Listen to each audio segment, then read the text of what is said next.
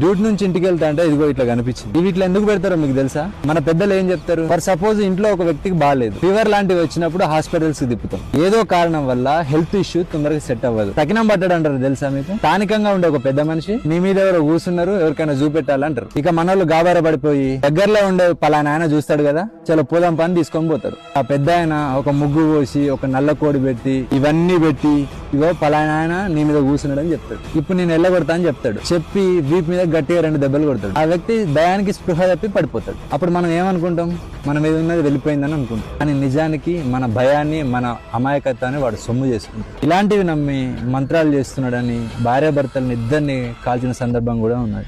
వీటిని ముట్టుకుంటే నిజంగా ఏమన్నా అవుతుందా? ఇది కొబ్బరికాయ, ఇందులో హెల్దీ ఫ్యాట్స్ ఉంటాయి, ఫైబర్ ఉంటుంది, డైజెషన్ కూడా మంచిది,